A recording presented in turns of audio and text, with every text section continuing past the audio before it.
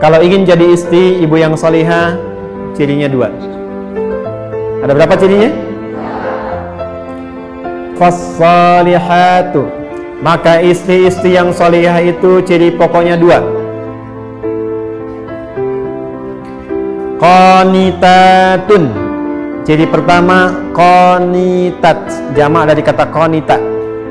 Bahkan saking inginnya ada ibu yang memberi anaknya namanya qanita. Ada qanita.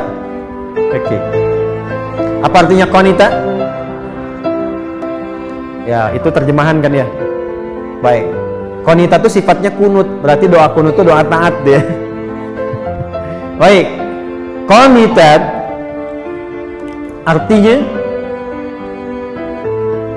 kepatuhan yang total. Kepatuhan yang total kepada Allah, itu dasarnya. Kepatuhan yang total kepada Allah.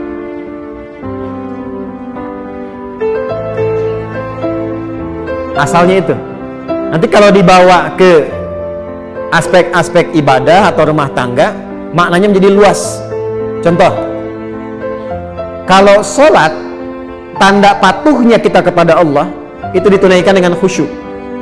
Nah, khusyuk itu kadang disebut oleh Quran dengan qanitun, jamaknya qanitin, dari kata qanita. Contoh di Quran surah kedua Al-Baqarah ayat 238, hafizu 'alas salawati was salatil wusta wa qumu lillahi qanitin. Quran surah kedua Al-Baqarah ayat 238, posisinya paling kanan sebelah atas di mushaf. Kalau dibawa ke rumah tangga, maksudnya begini, kepatuhan kepada Allah dengan cara menaati suami sepanjang tidak menyalahi ketentuan Allah. Saya ulang ya, ibu jangan senyum dulu tuh.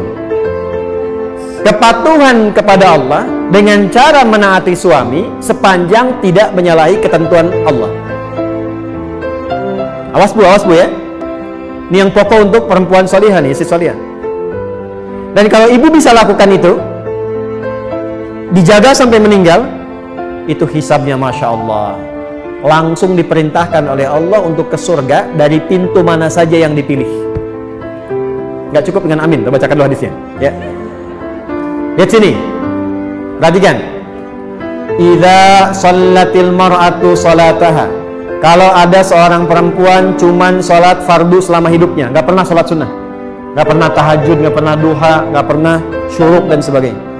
Wa shamat shamaha, dan hanya puasa wajib saja, Ramadan saja, nggak pernah Senin Kamis, nggak pernah ayamul bid. Wa ata'at zaujaha, tapi dia patuh pada suaminya, taat dalam rangka mematuhi Allah. Perhatikan. Wa hafizat farjaha, dan menjaga diri tidak selingkuh. Qila laha yaumal qiyamati, akan dikatakan kepadanya saat hisab, udkhulil jannata min haitsu syi'ti, langsung aja masuk surga dari pintu manapun yang kau kehendaki. Hadisnya sahih. Rawahu Tirmidzi, hadis riwayat Imam At-Tirmidzi, hadisnya sahih. Jadi kalau suami meminta ibu pada kebaikan, ibu taati, bukan lihat suaminya karena menaati Allah, itu nilainya tinggi di hadapan Allah. Contoh gini, mah pergi pengajian ya, Ustadz Fulan misalnya, bagus tuh, insya Allah ya siap berangkat. Itu kalimat itu nilainya tinggi di hadapan Allah. Mah berjilbab ya, insya Allah siap. Mah anak-anak masuk sekolah tahfidz aja deh, insya Allah. Itu ketika direspon tinggi nilainya. Jelas? Tapi saat memerintahkan kepada yang tidak baik, ibu boleh menolak. Saya ulang ya, boleh menolak, cuma kalimatnya belum selesai. Menolak dengan cara yang baik. Ingat, yang pemimpin itu siapa? Suami. Contoh, mah lepas dulu jilbabnya ya, papa ada family gathering, yang lain gak pakai jilbab, papa gak enak. Sebentar aja, cuma 30 menit, dari itu pakai lagi. Ibu kalau jawabnya, apa? Tahu gak pak? Ini, itu rame. Tapi kalau ibu cara masuknya, pak, dulu mama sebelum meninggal, dari kecil sudah melatih aku untuk pakai jilbab. Nah, aku niatkan pakai jilbab ini di antara amalan yang jariahnya insya Allah sampai ke mama, ke papa. Kalau dilepas 30 menit dan di saat itu kemudian aku wafat, meninggal dalam keadaan tidak berjilbab, kira-kira bagaimana di hadapan Allah? Ah ya sudah deh, nggak apa-apa, pakai aja, mungkin jadi dakwah. Nah, itu cara masuk yang enak, itu halus. Ya, boleh menolak, tapi cari jalan yang terbaik, yang halus. Terus ya? Mas ini, mau tahajud dulu Pak. Udah, temenin Papa nonton dulu nih, ini babak kedua nih, rame nih. Bola misalnya kan? Baik, gini aja deh Pak, dalam tahajud setelah sholat Mama doakan klubnya Papa bisa menang.